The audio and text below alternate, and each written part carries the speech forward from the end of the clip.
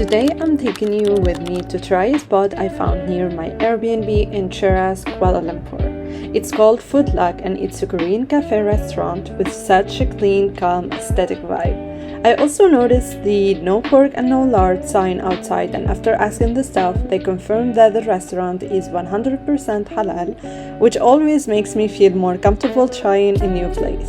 This is actually my second time coming here. The first time I was just looking for somewhere nearby with good coffee and a proper meal, but I ended up liking it so much that I knew I had to come back again. For those of you who are new here, my name is Safa, I'm from Tunisia and I've spent the past 2 months backpacking around Southeast Asia. I started in Thailand and traveled through Laos, and after that I came to Malaysia. I love moving around, discovering new places, trying new food and having new experiences. But after a while, constantly thinking about transport, accommodation, food, work, filming and editing and planning, the next thing that can become a little exhausted. So since arriving in Kuala Lumpur, I've been trying to slow down a bit. I wanted to stay in one place for longer, catch up on work, build a small routine again, and experience a calmer version of the digital nomad life. Not every day has to be packed with activities. Sometimes the nicest part of traveling is finding small places that make you feel comfortable, like a cafe you can return to, a good coffee nearby, or a restaurant where you do not have to spend an hour deciding what to eat. This day was definitely a slow one. I woke up late, so by the time I came here, it was already almost 4 in the afternoon.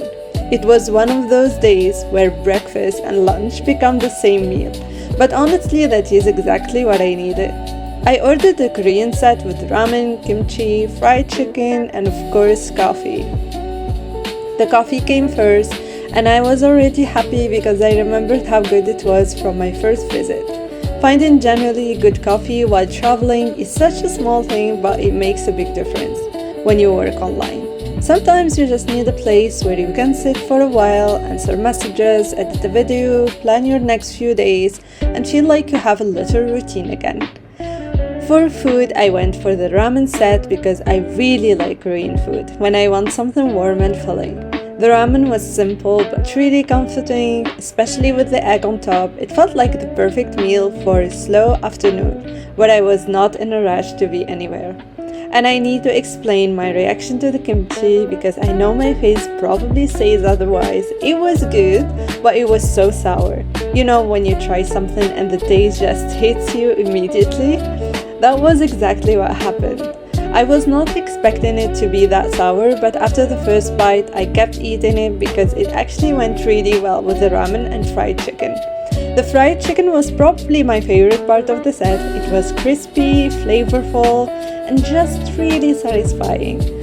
I feel like Korean meals are always good when you want a bit of everything together. Something warm, something spicier or sour, something crunchy, and something comforting.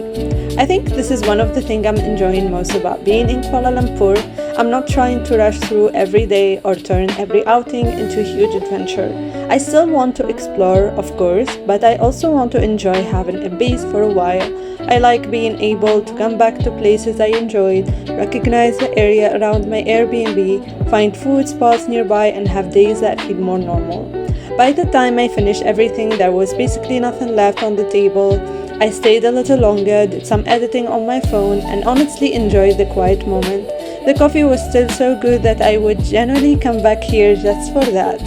So this was my little late lunch, work break, and reset for the day. Nothing too complicated, just good halal Korean food, really good coffee, and a slow afternoon in KL before heading back home.